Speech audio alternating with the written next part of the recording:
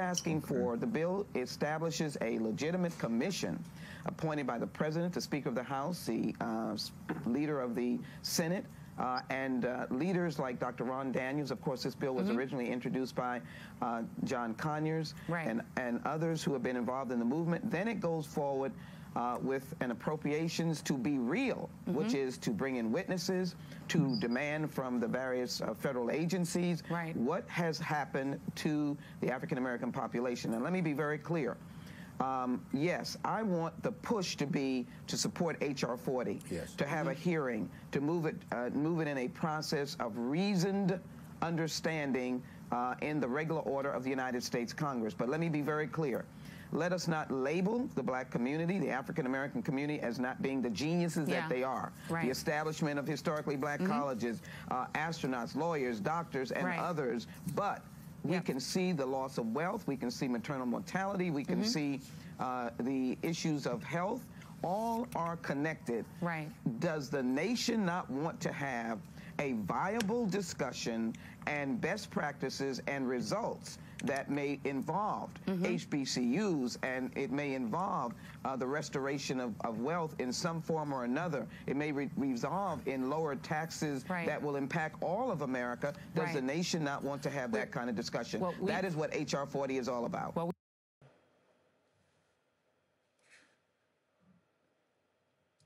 all right, ladies and gentlemen, this is Live in Coffee, Current Events and Politics in Luke Mon Nation, a special edition. Once again, we attempted this morning. We had some technical issues with the audio, so Dr. Jared Ball, who is our guest again today, was gracious enough to come back this afternoon. So we thank you very much, Dr. Jared Ball, Professor of Communications and Urban Studies. Is that correct? Well, technically, research professor of communication studies in the Institute for Urban Research at Morgan State University. Look, we got to get it right now. We're not going to take anybody's credit away from the work that they have accomplished. So thank you for correcting that, correcting us on that. But how we got connected with Dr. Jared Ball was through one of our favorite shows that used to air on local Pacifica radio network, I Mix What I Like. And you can still catch I Mix What I Like on the web at imixwhatilike.org. Check out the Hate Awards. We still love the Hate Awards.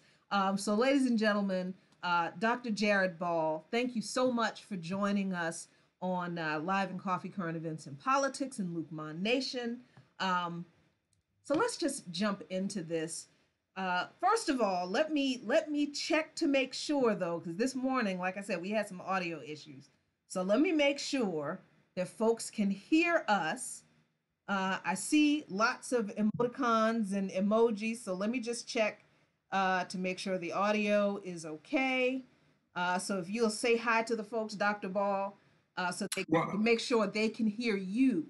I will happily say hello again and to say again how much I'm honored to be part of this conversation. Thank you for having me. And we are gearing up for, it looks like we're going to have a mini Hate Awards installment before the official annual one comes up, because there's so much going on that Dr. Haight and I feel like we're going to have to squeeze something in there. So we do encourage people to check that out at imixwhatilike.org, and they can hear all the previous Hate Awards and read a little bit about the context in which we mean the word hate and how we use it. It's satirical, it's fun-loving, but it's also critical and intending to push the envelope a little bit. So thank you very much.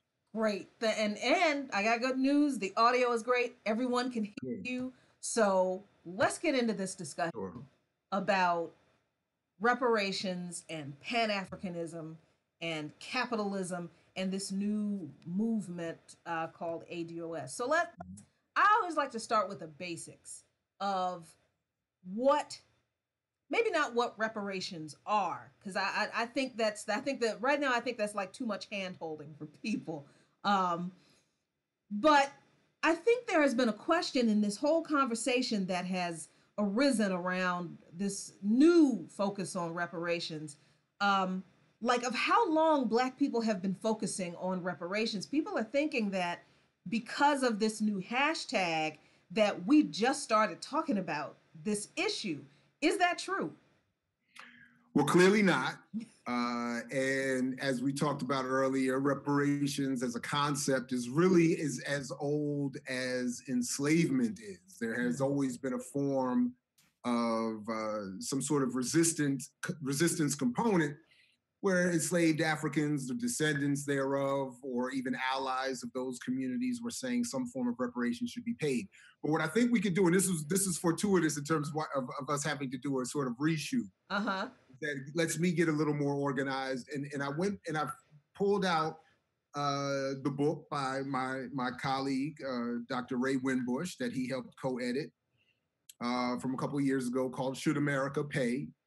That while did garner some recent criticism from our ADOS friends, is nonetheless still valuable, and isolates 3 stages in the history of reparations that we can maybe use as a starting point of departure. So just very quickly, stage 1, as they isolate, is from 1865 to 1920.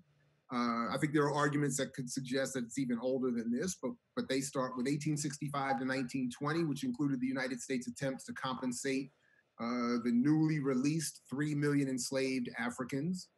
And I know you talked a little bit about some of what was done with that and why that didn't really work.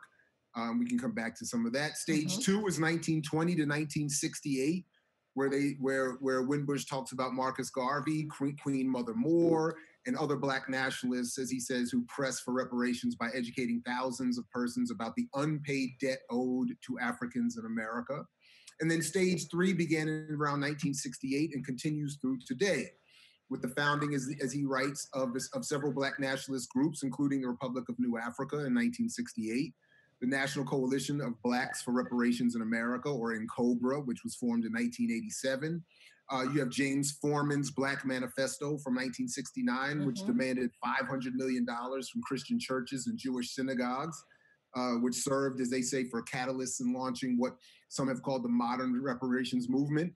And then in 2000, the year 2000, was Randall Robinson's The Debt, which is Winbush writes here, aided in moving the discussion into a wider array of circles. And then in 1989, you have Congressman John Conyers Jr. Out of Detroit, Michigan, looking to appoint a committee to study the effects of slavery upon the United States. So what we see here with the new congressional call for a study is not only not new, but in terms of this congressional call is somewhat not only is both old and somewhat soft in the sense that we know more than enough to know that a debt is owed. Some have put it in I've argued with others that it's an incalculable debt. So you really, there's really no way to account for the actual debt. But some have put it in the trillions of dollars. Some have put it in some kind of lesser dollar amount. And then others also that I would like to include myself as a part have argued that it needs to be something far more institutional, collective, and all-encompassing, given the amount of wealth this country produces every year. So that's just sort of a quick way of isolating. And I know you had done a great job earlier, and I hope you do some more now of recounting the 40 acres and a mule scheme, which of course was never fulfilled and really could not, because I think it really gets to the heart of what the real problem is, which is if you start to pay reparations for those who actually create the wealth for the elite, then there is no wealth for the elite, and the separation they've been trying to create from day one goes away. So exactly. Yeah, I mean, I'm so glad though that you're right. It is fortuitous that we had to do this again, because that chronology of the documentation of the discussions that we have had, in academic circles, but also from a revolutionary, from very Pan-Africanist, and we'll get to that in a minute, international focus that on this issue of reparations that we have almost always had, like almost literally for 400 years in this country. But we're talking about just, documentation. Um, there are instances of individual formerly enslaved people. And I think the two cases I'm thinking of were actually women who were able to sue in court during the time of enslavement, but they were able to move to a free state after they obtained their freedom, and sue on behalf of freedom for their children, or to sue in court on behalf of declaring themselves legally outside of the legal definition of an enslaved person, so they could have the rights. And forgive the interruption, but I'm sorry to interrupt, but Wimbush himself, in updating the book I was reading from, despite it being critiqued by some ADOS leaders as not having been updated, in his Bettina's Petition book, the smaller pamphlet-sized book, he highlights one of those cases that you're talking about, where a Black woman petitions for some redress, some reparations, for and so on and so forth. So there is a lot of documented history that could be followed up on, or Exactly, and that's kind of the frustration I know that I have had with this new group of folks. Not that they are refocusing the effort on the discussion. I think that's fine, but they're dismissing of all of the work that we have actually done. And that's actually, it's the same criticism I have of Senator Sanders, where, I want you to get into in a few minutes what you mean by it, because I know what you mean, but I want you to explain that for our viewers.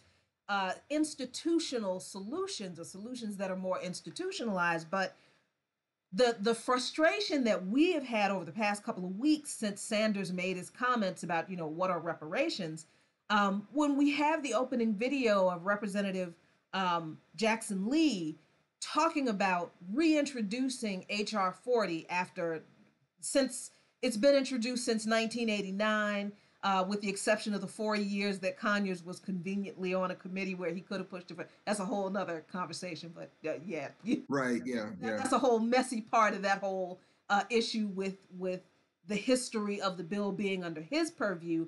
But the fact that legislatively, as insufficient as H.R. 40 might be, there has been a push to get this legislation not introduced, but passed, supported and passed, so that this study could be convened. And then ostensibly, all of this documentation that we've already done could almost immediately just be put on exhibit as a part of the testimony that she talked about. I mean, in a very similar way that the Truth and Reconciliation Commission had trials in South Africa, very similar to the Nuremberg trials happened, where you had people testifying to the lasting effects of atrocities, same things that were done in many of the trials that have or hearings that have taken place with the redress that's been given to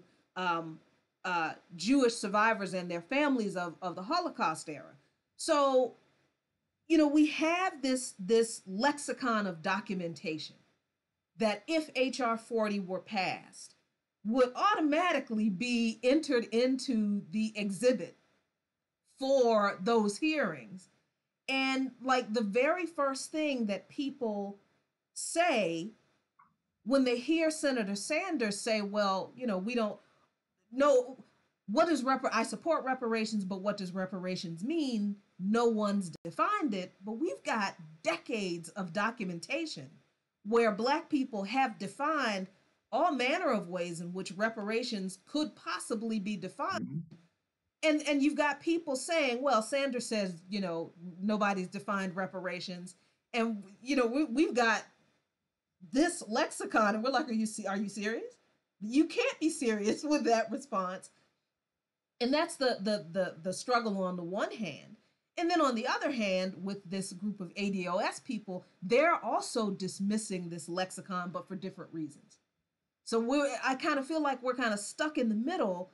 And we almost have to go back to the beginning where we give, and this is where I think that that very first understanding of reparations for Black people in this country comes from, and that is 40 Acres and a Mule, where you cannot say, no politician in this country can say, we don't know what reparations look like, no one's defined it, when immediately after emancipation, if you want to call it that, Lincoln did have General Sherman of the Union Army. Sherman didn't define reparations, we did, our ancestors did. Because Lincoln had General Sherman go to a group of newly emancipated, formerly enslaved people in South Carolina and ask them, what can we do? What can we do to help? You know, we probably can't make this right, but what can we do to help you all at this point? And these formerly enslaved people had formed themselves a government already. They had appointed a representative to speak for them. They had a council where they talked about what they wanted from Sherman and Lincoln, and they came up with, we want land. And we see this, going back to this lexicon that you mentioned, we see this demand for land in almost every revolutionary demand for economic redress of Black people's problems, from the Black Panther Party to, like you said, George Bush to George Jackson. Everybody says, we want land, because that's where that comes from. So General Sherman says, okay, we'll give you some land, but where do you want to live with this land? Where do you want this land to be? Do you want this land to be where you used to live among, you know, the plantations? Or and the Black people said, no, we don't. No, we want to be left alone. We want to be away from y'all. Y'all have done enough. Leave us alone. Give us our land so we can work the land and take care of ourselves, and we'll be fine. That's what General Sherman did. The mules, he allocated 40 acres, I think it was, to each person. I forget the number of people that was involved in this one. Let's call it a pilot project, because that's what it really was. It was supposed to be replicated across the South and wherever there were communities of formerly enslaved people who had been emancipated from the plantations. That land that belonged to the former slave owners was supposed to be allocated to the newly emancipated former slaves. So Sherman then decides, after the end of the war, there's all this surplus of stuff, and one of the stuff was mules. So he said, well, these people have to work the land, so why don't we give them these mules? So that's where the mules come from, with the 40 acres and the mule.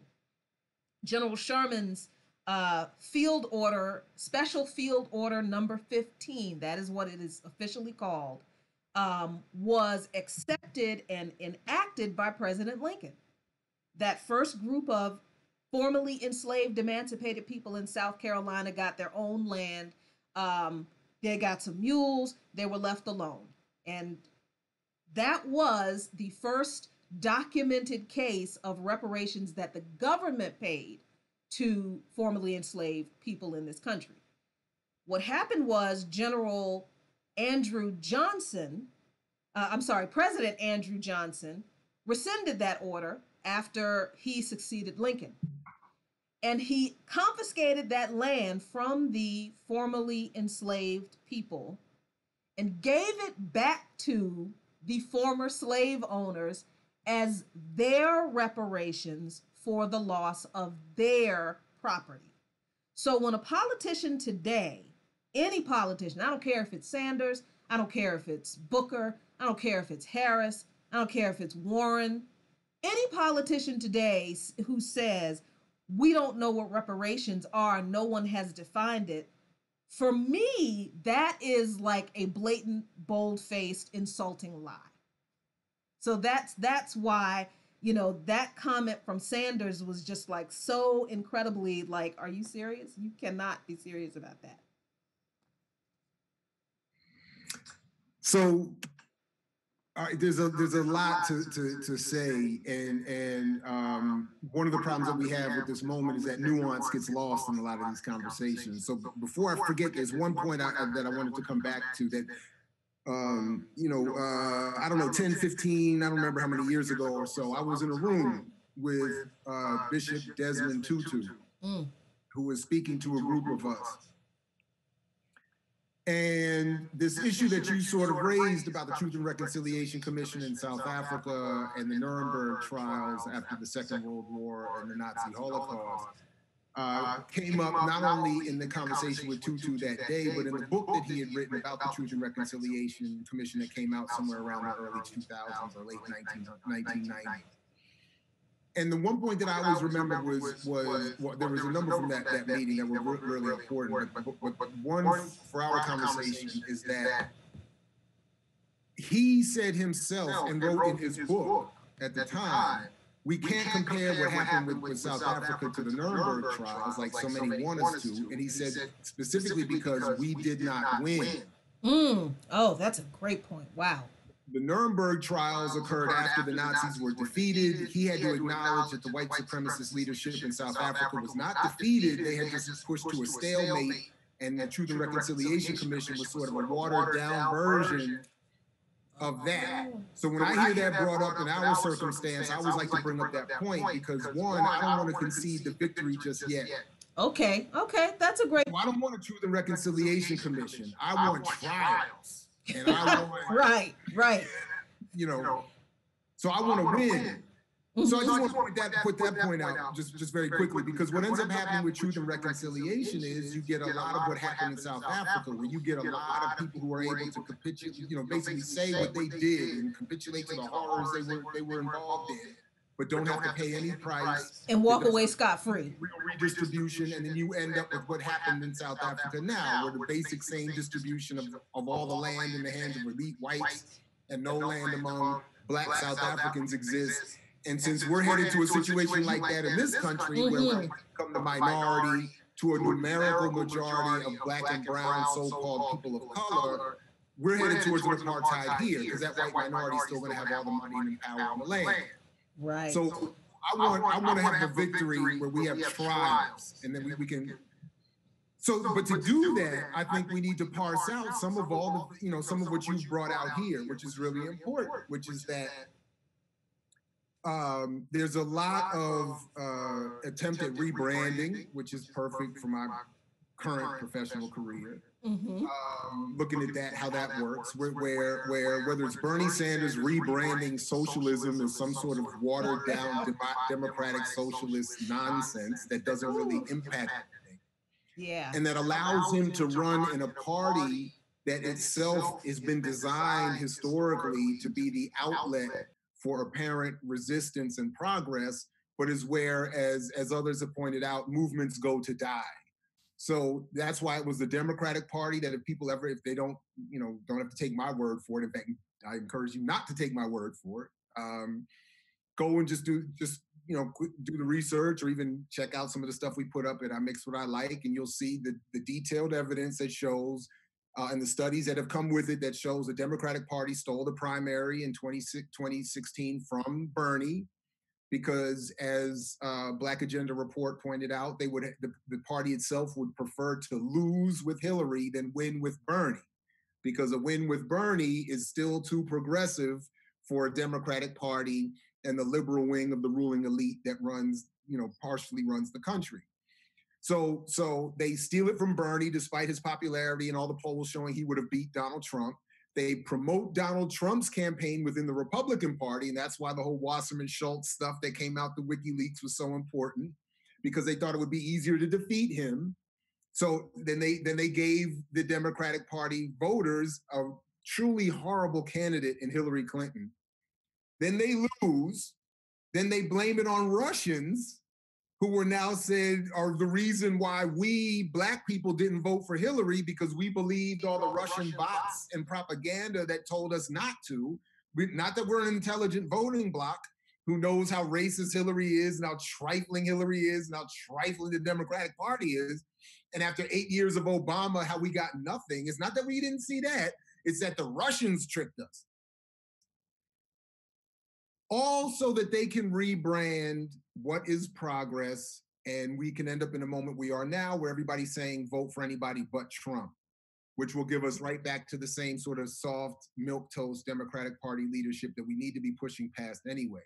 So I say all that to say that if there is a goal of reparations, which will require an electoral political party strategy, which will require voting, which will require probably some sort of constitutional amendment and 2/3 of the country getting on board on some level, then it's going to have to be a voting bloc that is comprised of more than just Black people. Black people alone, even if all of us agreed and voted in one single block, would still not be even come close to getting the kind of votes we would need nationally to get them to cut off that huge chunk of the national budget, the federal budget, to start a reparations project, assuming that it's whatever form. It really doesn't matter whether it's checks to individual Black Americans, whether it's something more institutional. It's going to require a lot of money. It's going to require a lot of votes. So that's why I was saying that when Bernie brings this up and does what you quite accurately described as claiming we don't know what we're talking about and we have no history of discussing this, we have no platform on which to begin a discussion. What they're really doing and what he's really doing is, again, rebranding reparations in a conservative context, the same way he's rebranded reparations in a conservative socialism in a conservative context, so that the national discussion that it gets will be itself narrow and conservative and cut itself off from all of us, who I would consider to be more the radical wing of the reparations, liberation, voting, whatever you want to call it, effort. So when you have an ADOS movement that, as we discussed earlier, literally drapes itself in the American flag as part of its strategy, what they're doing is, and this is why people like me and others similarly politically situated have been so aggressively and with hostility attacked by the ADOS community, is because consciously or not, they know to get what they want from the state, they have to accept the rebranding and the redefinition of what reparations means, and what it means to be part of this reparations history, cut themselves off from those radical traditions. That's why they attacked Winbush and his work. That's why they attacked me. That's why they attacked all these other groups. So that, because this is a historical, this is part of the traditional cycle. This is why, as Kevin Gaines pointed out years ago, Harold Cruz had his book, the Crisis of the Negro Intellectual, promoted by the State Department because it critiqued Black internationalists like Paul Robeson and John Henrik Clarke and a variety of other radicals for wanting to connect themselves to global international radical movements. When Harold Cruz was saying, if you do that, you cut yourself off from what is your Black right as a struggle here. But what gets lost in that is the radical Pan-African internationalist movement was itself partially developed here as a response to what we need to get what we need here. In other words, we can't just go to the state that's causing the enslavement and the colonization and the segregation and all the inequality for redress. We have to connect to international struggles to put outside pressure to get whatever we say we want to get. So then finally, this is why I think reparations has to be either, I think, conservatively whittled down to discussions of paychecks, and taken away from what I think it needs to be, something broader, even tactically, that is, again, that goes across racial lines, if only because, not because I'm saying hold hands and rainbow and all that other stuff. I don't do that. You're not preaching unity. You're not preaching unity. No, but if tactically the goal is to use the vote to make an appeal to the government, it, again, can't just be Black people voting. So that's why I've said, and I would argue with anyone, and put it up there for anyone to discuss, is that if we want reparations, and I think we should, and we deserve them, that it needs to be a collective thing that isn't specific to any one group. Now, I'm not saying Black people don't deserve it. I'm saying that tactically, if we want to get it, it should be institutional and collective. And then we could get something where everybody gets redressed, because you could argue that white working people have a history of being exploited. Obviously, indigenous people have been exploited. Latinos have been exploited. I mean, every group has been exploited. Asians have been exploited. And even though some of them have gotten a form of reparations, what the Japanese got was nothing compared to what they lost through the internment process. What Native Americans get through casinos and whatever else is nothing compared to the billions of dollars that the federal government still makes off of Indian land, so-called Indian land. So it's not, and the wealth that Black people produce for this country is still, I mean, just through hip hop alone, it's like $50 to $100 billion a year just in entertainment. but that wealth doesn't come back to us. So what I'm just saying is, if all these groups deserve some sort of reparations, and we obviously can be at the top of the list, but the point would be, to get it, we should have something institutional and collective. So if the country has a roughly 20 to 23 trillion dollar GDP, which is all of us producing wealth for a handful of people, then we just need to have that 23 trillion redistributed more equitably, so that everybody has free education, healthcare, a guaranteed, not just a home, but a decent house with clean water and food and working roads and transportation. And we could have a baseline infrastructure of living that almost nobody has. And then we could start to work on the nuances. And then with that little bit of space, I would argue that African descendants can on our own figure out the rest. I don't want anybody involved with my spiritual reparations or my cultural reparation. Let's just materially take care of everybody, since we already produce enough wealth to do it. And then each of us can find out on our own, in our own specific ways, how we want to fully heal the rest of it. I don't think the federal government needs to be involved with that, and I don't think anybody else needs to be involved with that. But to do that, we need to have a more radical collective analysis, which you don't get when you're saying immigrants are our enemy, other poor people are our enemy, and our only place, our only ally is the very government that is benefiting in creating all of this mess in the first place. See, it's like, okay, I was taking notes and trying to stick a pin in everything that I wanted. So like, so going back to the point about Sanders, like, you've got people who are progressives who love themselves some Senator Sanders, and Bernie is a saint, and it's like they're in a relationship with that man, and you cannot talk bad about him. You can't critique him because he can't do anything wrong. So when he says these things that are problematic, and I hate to overuse that word, but really when he says things that erases the history of Black struggle, because that's what I felt like he did. It's hard to point that out to people and still have the same conversation that, yeah, I support a lot of Bernie Sanders collective policies that will be good for all of those groups of people. Like the Green New Deal would be great for exactly those kind of collectivist, redistributive policies that you're talking about. A lot of Sanders policies, I think, will accomplish the same things and need to be done to create, like you said, that baseline. And let's be clear about what a baseline is, because I come from a professional project management background. A baseline is like literally the least you can do. That's like on a government contract, your baseline is what you show up to do every day from 9 to 5. That's just what they expect you to do to keep the lights on.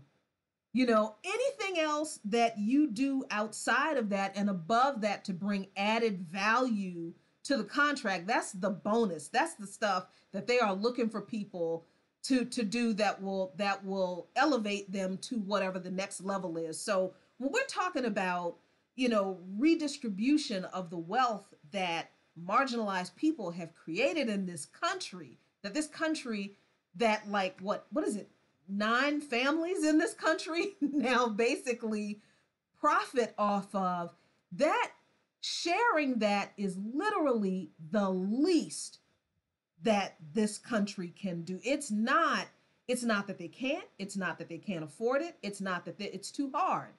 It really is like the least you can do to keep stuff from going completely off the rails, from the lights not being on anymore, because so many people have been exploited to create that wealth. So there's that discussion, right? Like, okay, the collective redistributive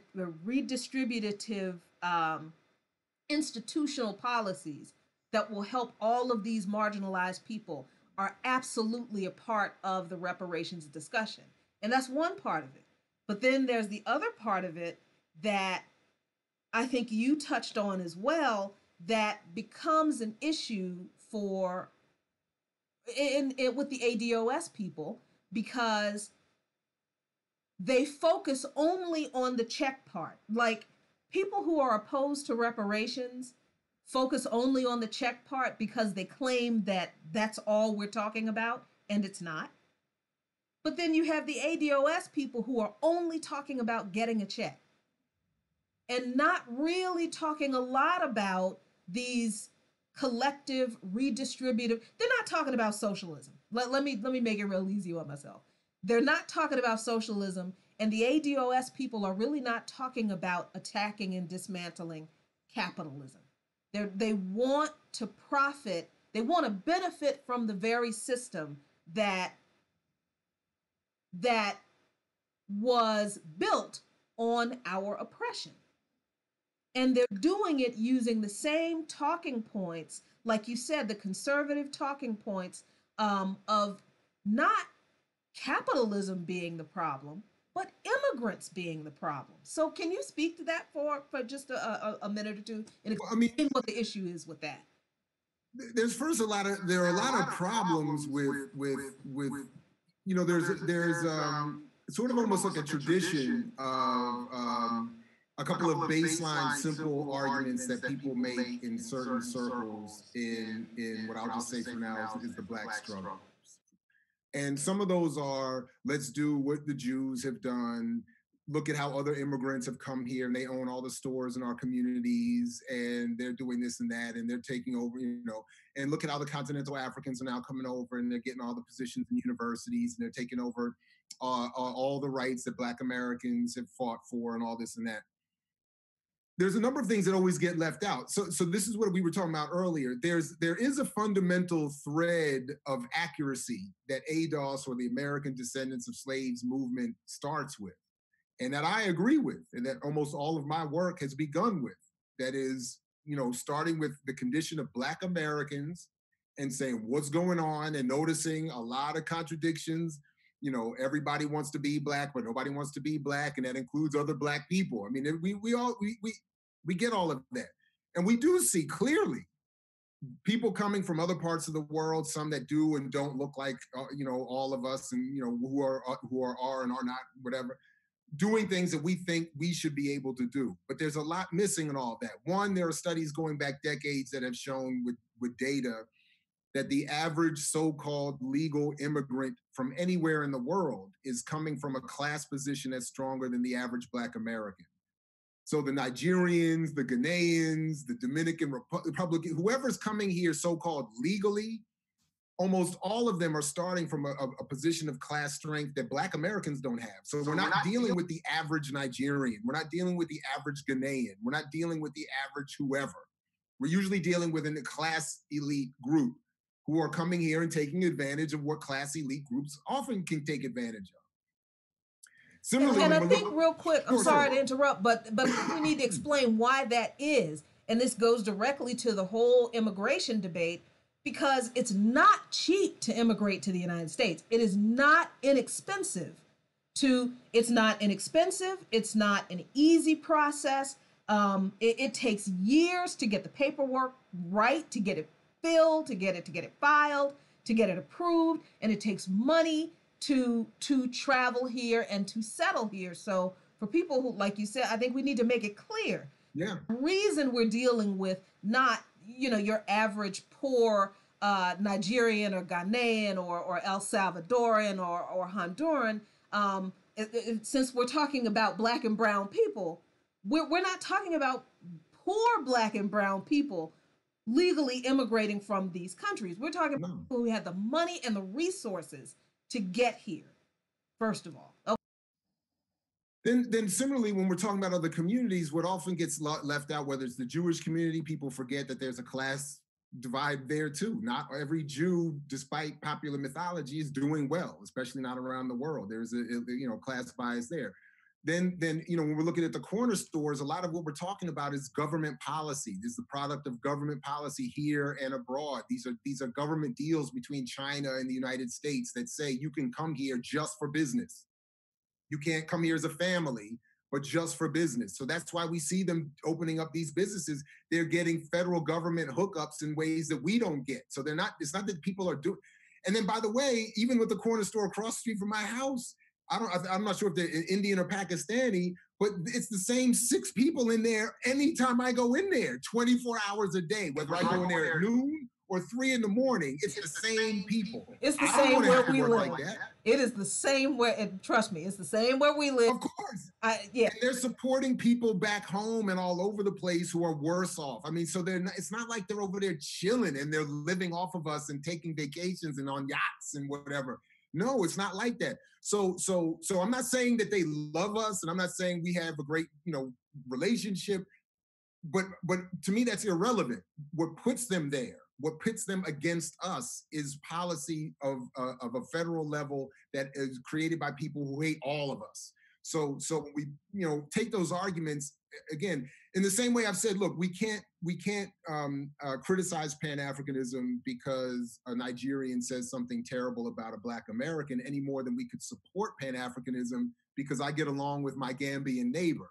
I mean, that's not an analysis. These are anecdotes like that. I'm not a Pan-Africanist because my neighbor is cool. I'm a Pan-Africanist even if he was a jerk and I didn't like him, because it's a tactic and an analysis, and it's about a movement, and it's about understanding. We don't all have to like each other, but we have to understand what's going to push the structures that hold us back to come up off of our necks enough so that we can organize and then really fix the problem. So I'm sorry, really quick. So I don't want to lose this point. So we addressed the difference with our relationship with legal immigrants and how we get that narrative wrong. But so much of the ADOS discussion is focused on illegal immigrants or undocumented people. I hate the term illegal immigrants because no human being is illegal anywhere on earth. Right. But the focus is on undocumented immigrants and how undocumented immigrants take our jobs. They drive wages down. Very much conservative talking point. So can you explain the fallacy with that argument? Why is that argument such a problem? Well, there's a number of reasons. First, we have to realize that, again, so-called illegal immigrants are coming here because of federal policy that creates the need in their own country to get here. None of that is by accident. It's done intentionally, whether it was done in the 1940s with the Bracero programs to intentionally drive down labor. They welcome in illegal immigrants to pay them less or nothing so that they don't have to pay us or anyone else involved in the labor movement the money that struggle is putting together. And that's another history that people need to get really informed on. The labor history struggle in this country is as damaged as the history of Black people in this country. So we have to understand that. And this was done intentionally to bring in, I mean, when Lincoln so-called freed the slaves, which he of course didn't, Karl Marx, misunderstanding the situation on one level, but understanding it on another, wrote him a letter and thanked him and said, thank you for freeing these Black people, not because he cared so much about Black people, but because he said you freed the labor of Europe, who no longer have to compete against the free labor who are not getting paid in the States. So now that you're going to have to pay them, we're going to have to get a real salary and so on and so on. So to adjust to that, just to move history along a little bit, one of the forms that you do is you start bringing in so-called illegal laborers to undercut the so-called free labor, which included now Black people here in the United States, who had joined the same movement and were saying, we also not only need to be able to work, but we need to get paid what white people are getting paid. We need to work in safe conditions. And we don't want our 5-year-olds being dragged off to the factory anymore after we got them out of the field. So that you go through all of this, and then they throw in this thing. And then, of course, why are they able to do that? Because they've created policies, international policies that undercut the labor and the working people in other countries. And anyone who has met anyone from another country or been to another country, even the poorest people of that country, they don't want to leave. They don't want to come here. They don't feel like going through all of that. What they really want is to have it good at their home. Absent that, they try to get here to send money back home. But nobody is chilling. And it's not that we would be doing better if it wasn't this way, because as we see historically, no matter how well the economy does in this country, Black people are in what the Economic Policy Institute called a permanent recession. Black people never get the piece of the pie, even when it's bigger. And then when it, constricts, we get even less. To then turn around to the poorest of the poor coming from other parts of the world, coming over here to do jobs at wages and at hourly, at rates and hours of work that no one would want and that wouldn't sustain us anyway, is just totally false. And this is why this is where I don't want to go too far here, but this is where I get a little concerned with how the leaders of the ADOS movement are coming up with their conclusions, because I do know that in other areas they are quite adept at looking at data and reaching logical conclusions. I'm not clear why they're not able to do that with this, other than, consciously or not, they understand that they have to cut themselves off from the radical wing of these conversations if they want to be heard in the spaces they're now being heard. And this is why we see reparations being talked again and ADOS being talked on Fox and on MSNBC. This is why, and the last point I'll make here is that I think we need to really think carefully about how this all occurred. How is it that in a year or two YouTubers could develop a push and could be propelled to levels of national discussion that many of us have not been able to see. Now, we could argue that it's just because they're that good and that talented and organized in their work, or I think we'd have to look a little more carefully at what value they bring by offering a conservative version of this argument to these spaces. And I think that's probably more along the lines of why they're as popular as they are right now. Yeah, I think I will agree that they are more organized in their work, because I think what a lot. Well, if you only have two people, it's easier to do that. Well, and this is something that a couple people we both know that we're both mutual acquaintances and friends with are always telling me, you have got to get on Twitter. You really have got to pay more attention to your Twitter feed. And I personally hate Twitter as much as like Facebook is a distraction and an annoyance. I understand that it's great for the conveying of ideas the way I like to convey them, because I like to go down in the detail. I like to give a lot of history. Like when we're done with this interview, I am going to put like a link to everything you have said in the video. I can do that with Facebook, so I know that people will have that ready access to information. Twitter is like opening the floodgates of hell's cesspool to me. So I just don't. I get that people, we are now conditioned to receive information in 180 characters or less, and to me that's dangerous. But it's also that's how we process now. So I think that I think you're right. They are more organized than we radicals have been. And because so many of our social media outlets are co-opted by the state, so we're very suspicious of all of them. So we're not going to be on them all that much. But they recognize that this is the way to convey this information. So, you just deal with the co-opting and then you get with who you get. But real quick, the conservative nature of their message, the focus of their message, it serves them a dual purpose. Like, it helps them discredit Pan-Africanism, even as they use some of the tenets of Pan-Africanism in their own solutions, right? Like, their platform includes some of the things that Pan-Africanists have also concluded are needed to redress some of these issues for African people in this country. But at the same time, they'll throw in the anti-immigrant stuff because they will use that conservative focus to say that, listen, Pan-Africanism hasn't served us because people in the diaspora don't like us. They don't respect us. They treat Black people in America badly. And they are going to the same government for that check. And I got to stop talking because I want to talk real quick about this check thing. But they're going to the same government that creates the narratives about Black people in all of these other countries. Like we talked earlier about a few friends of ours who are from different countries who said that the State Department, the embassy in their country, when they applied for their travel visa, would tell them to stay away from African Americans because we're dangerous. So our government is fomenting this stereotype of, dangerous black people in this country to even black people in other countries. And this ADOS movement is using this white supremacist narrative that's fomented among our people in the diaspora against us, or rather against them, while at the same time draping themselves in the flag of the people who are creating that narrative, thinking that they're going to appeal to those people to get what we want. Real quick, I got this thing with this whole check business because understanding the history of this country and the way it is, there hasn't been a check that this government hasn't written white people. I mean, that white people, seriously, there hasn't been a benefit this government has not figured out a way to give white people at some point.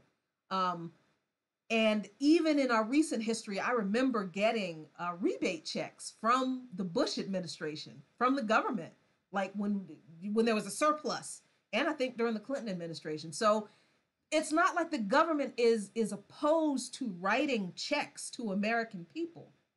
It's just that when you talk about writing checks, giving black folks money, that becomes an issue. But why is that the only focus that the ADOS people have, and they're not talking about dismantling the system or the institutional solutions that can be a part of this? Well, one, let me just, I want to be a little bit careful to not do to them what I think has been done to the Pan-African community, which is one, there have been a number of people who have been arguing under the ADOS banner online a variety of different things, and who claim that they don't want just a check and they want something more institutional. They want something more structural. They want this, that, and a third. So I want to be at least somewhat careful and say that, the ADOS community still needs to more organize itself and clarify itself about what it wants and how it wants reparations. And I would argue the existing reparations community could still probably benefit from doing more of the same. Like there's still a lot of discussion and debate over there about, what does this mean? How is this going to work? What is it going to look like? Okay, that's fair. That's fair. As much as I used to love the Chappelle Show, I think, unfortunately, one of his skits has had a negative impact on this discussion where the reparations were just dismissed as a check that would be given, and people would just go off and, I'm rich, man, and we go off and gamble and spend it all away. And I think to the extent that that's true, we need to check that as well. And one of the problems that I've had with the ADOS community and their critique of Pan-Africanism is that they don't accept nuance. So for instance, I got dismissed as being like Umar Johnson.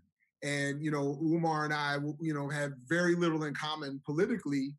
And the differences that exist there would need to be brought out. And that's why I was asking, like when they say that the Pan-African movement has abandoned Black people and never benefited Black people, I'm always wondering, well, what is it that you mean? Because there has been not one thing that you could call progress for Black people in the United States that did not have an international component. So I don't know. So I would say to them, you have to tell me something that you have said has been progress in our history, and then show me that where it doesn't have a Pan-African or internationalist component. I'm not aware of anything. Similarly, everybody we think of has had some sort of Pan-African component or internationalist component to their work, but they're not all the same. So Garvey and Booker T went internationally to get money for his very conservative Tuskegee work. He thought, Dr. King and Malcolm X had differing versions and some very similar versions of what Pan-Africanism should be. John Lewis in his memoir writes that when he went as a leader of SNCC in 1964 all throughout the continent of Africa, all the leadership he ran into said, if you're anywhere to the right of Malcolm X, we don't even want to talk to you. So Malcolm had become a standard throughout the African continent for Black struggle, which was aggressively attacked, so that today we get something very different, which is why some of the ADOS leadership who have talked about going to Africa for the first time. Yvette talked about going to Liberia once for the first time and seeing a very, backwards and commercial brand of African that she was like, I don't understand what the, but if you, first of all, look, we were joking before, I've been all throughout the African continent and all over the world. And I know exactly what I look like. Even when I had hair, I know exactly what I look like. If you go somewhere as an African or as an activist or as a progressive, you're going to meet a whole bunch of different people. If you go as a tourist, they're going to treat you like a tourist, and they're going to come to you and try to sell you shoes instead of talk to you about politics.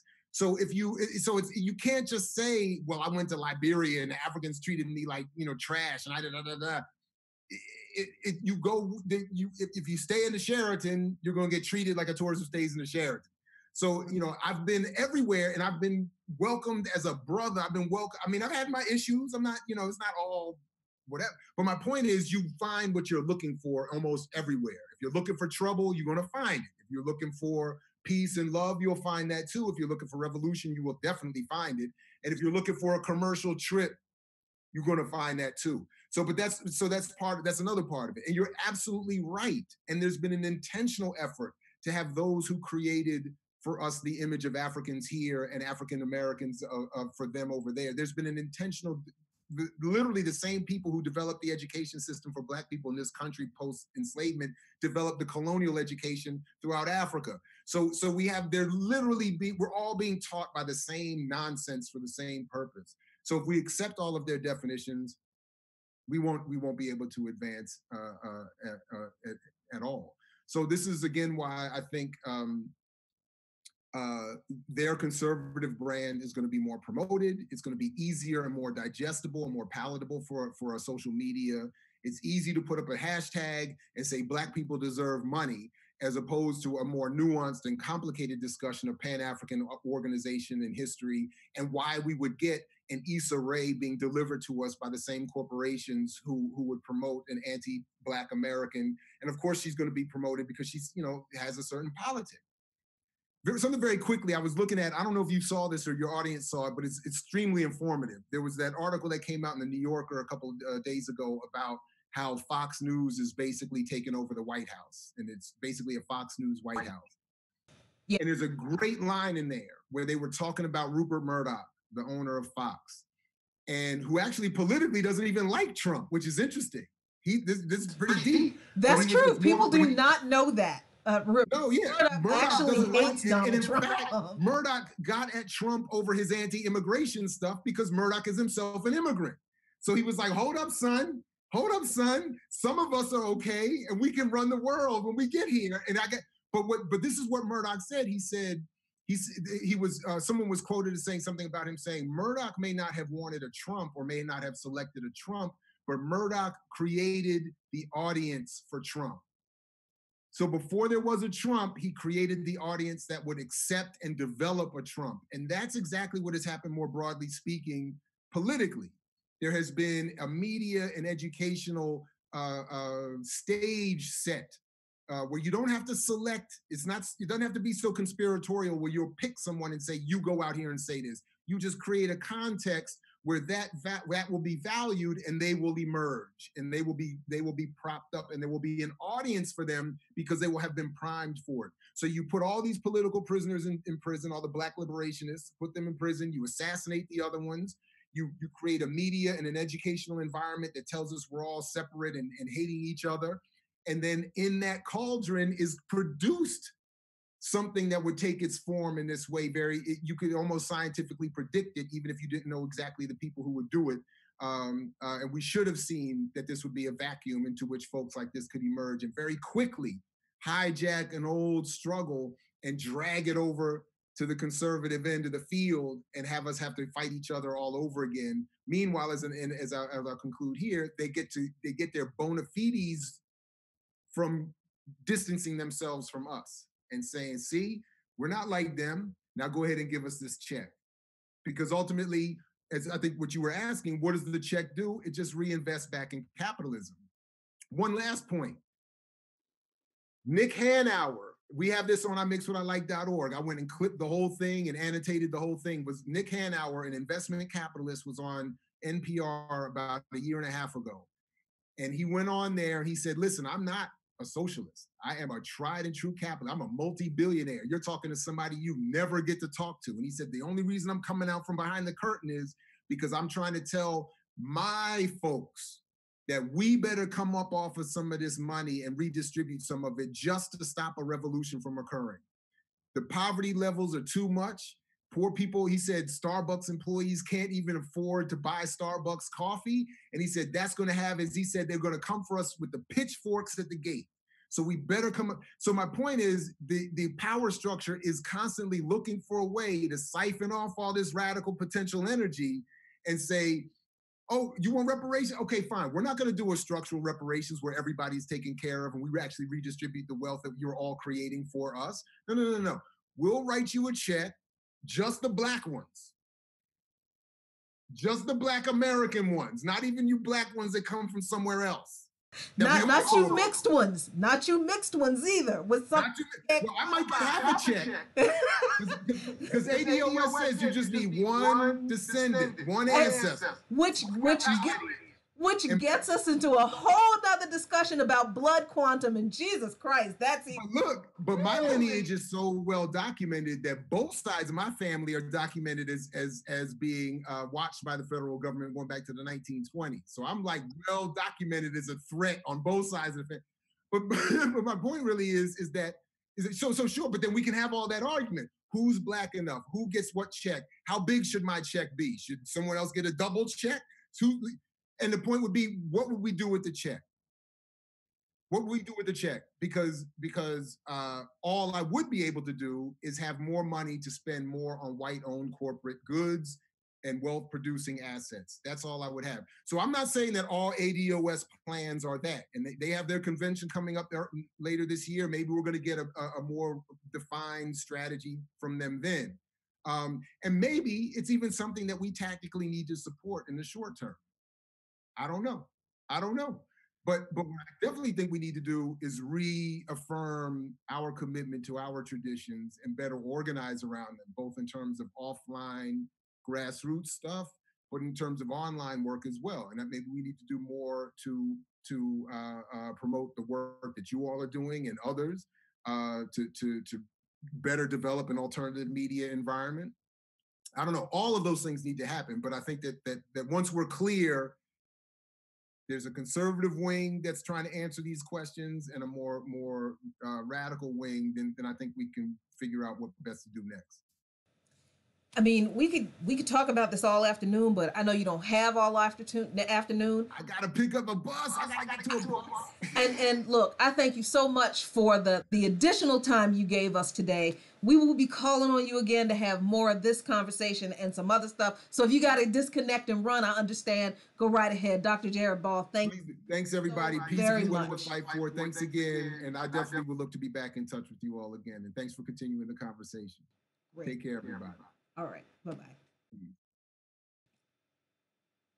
So listen, Luqman Nation, again, that was the beginning of the kinds of conversations we have been looking to have around this topic.